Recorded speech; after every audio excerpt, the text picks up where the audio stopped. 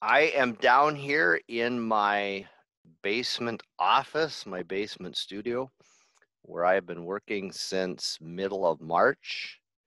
Um, and just wanted to share a reflection of the particular time when it became clear that we were going to have to make this transition. I remember the week of March 9th as the time when the chaos started. My wife was in Florida visiting her sisters. Otherwise, there was no reason to expect this would be a week unlike any other. And then, like water breaching a dam, the news came as a trickle, then a flowing stream, and then a raging torrent. The news was swirling and the messages were coming in fast. What exactly is happening in Italy? How fast is it spreading? The virus is coming to America. The virus is already in America. And the virus is coming to Wisconsin. No, wait, it's already in Wisconsin. Day by day and hour by hour, the news was coming faster than I could digest. We may have to shelter in place at some point. We may have to do online schooling for my daughter. We may have to postpone events at the Spirituality Center at some point.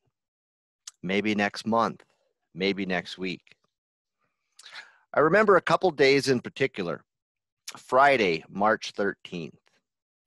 In the morning, we could still host gatherings of 250 people. And so we adjusted. And then it was 50, and we adjusted. And as the day wore on, we were wondering if we would be limited by groups of 15. By the afternoon, I started to receive emails that similar spirituality centers were closing. And then later in the afternoon, I received an email from the school explaining that preparations were being made for an eventual break from school. And then a few hours later in the early evening, there was a new email announcing that my daughter would not be returning to school on Monday. The weekend was a blur of plans and contingencies. I was really scared that my wife would not be able to return from Florida. I was really worried that I would be alone in my fear and anxiety. The other important date was Monday, March 16th. It became clear that we had to close the Franciscan Spirituality Center for an unknown duration. 1,000 different details had to be addressed. From one meeting to another, painful decisions were made.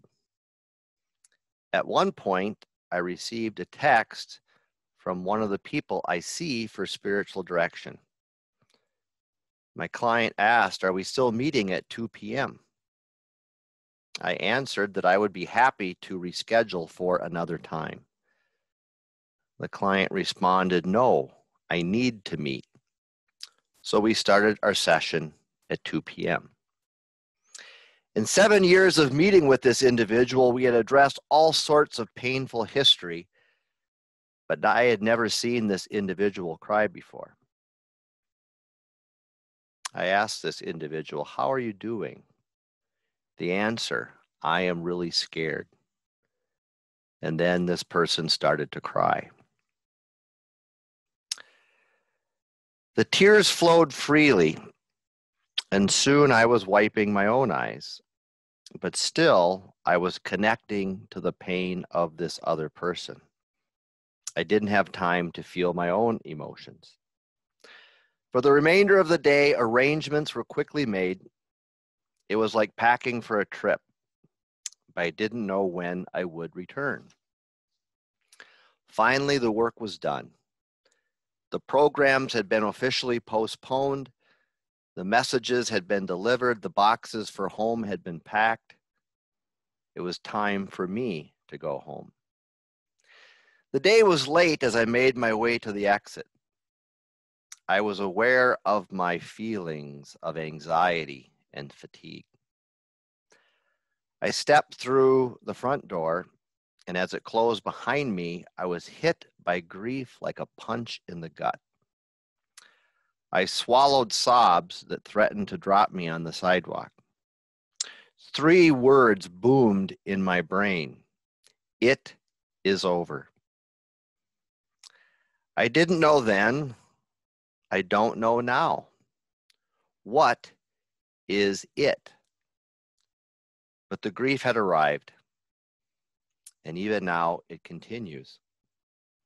I am grieving it, and the losses keep appearing. But I keep walking on, hoping something good will take its place. That is my hope, that something good will take its place.